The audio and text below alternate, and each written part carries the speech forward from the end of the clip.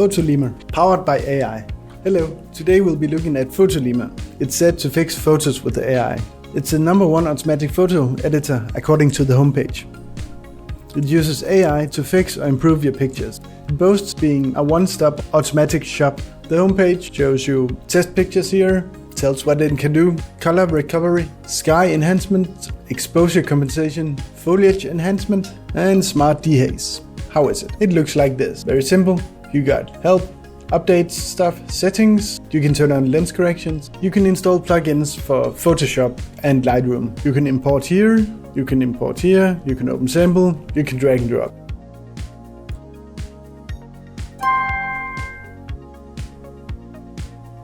You can import several pictures. You can open up to see a preview. Control a single slider, that's all you get. It's a one slider control, but if you do nothing, it'll be full power. When you export, you can choose formats, where to put it, the size. You can make a user preset where you add a prefix, base, suffix or letter for your pictures. Choose color profile, use default presets. The preset for male is a smaller size. As you see, that took some time. It's not super fast, and this is on a pretty beefy computer. And comparison. First picture, yes, it's a bit flat. What has it done? Gone from a purple tint to a greenish tint. Not the best. Enhanced the colors a bit and sharpness. Just a picture for a quick test. It's not good. That's a pretty decent job.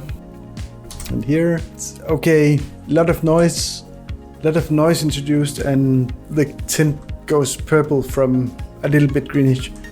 Flowers. Again, the lens correction, a bit dramatic. Here's a fun thing. Even though it claims to be an automatic photo editor, you do get better results if you make some base adjustments to your pictures. Like here, no adjustment, very dramatic and a lot of extra noise. I went and fixed the picture a bit, and there you go. Much more pleasing, still a bit dramatic, but better. It's a fine picture. Here's a nature picture, and it went pretty dramatic with it. This would probably have been better, or this if you want to go more artistic on it. And let's see the dehaze. Whoops! Again, lens correction can be hit or miss. This just, wow. Not much difference. A little bit of clarity and saturation. A snail with a bit more noise, but also saturation and a bit of sharpness. It's not bad. It just makes the noise pop out a lot more. I don't think this is Photolemur's fault. The raw file is a bit flat and the tint looks a little extra green. So yeah, you would manually have to do something like this to improve it. Here, standard vacation photo. It helps in the shadow and the saturation, mostly in this shop. Flowers, yeah, lifts the shadow. Not much else. So, trying to make this short. So, is it good or bad? It depends. It's never this good, in my opinion. That's a sales example. Does it work? Yes, it works pretty good. If you got a picture that's well exposed, well saturated and stuff, sure, it can make it look really good. If it's not exposed correctly and if the color or the saturation is a bit off, maybe. As you can see, a lot of the pictures, there were minimal changes, a bit like a standard or base preset you have when you start editing photos. So how do you get good result from Photolemur?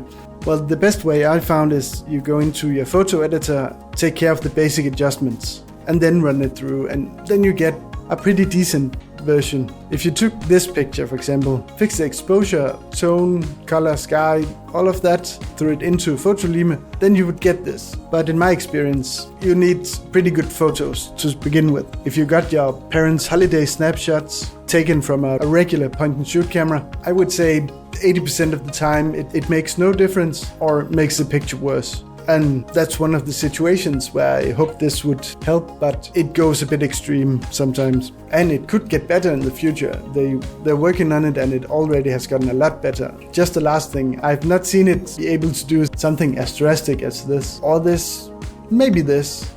Kinda that. This, not really. You need to do that yourself and then it can enhance it for you. And the price, $35 for a single computer license, $49 for a family or a 5-device license. It's a bit expensive. It's good, but it's not this amazing. And to throw this in here, I bought the program about 1.5 years ago and it has gotten better, but yeah, it's not really what they promised and something I could really use. So all in all, I like the idea. I really wish it was good, but it's a mediocre thing. If you buy it on a sale, use it. Just don't expect miracles.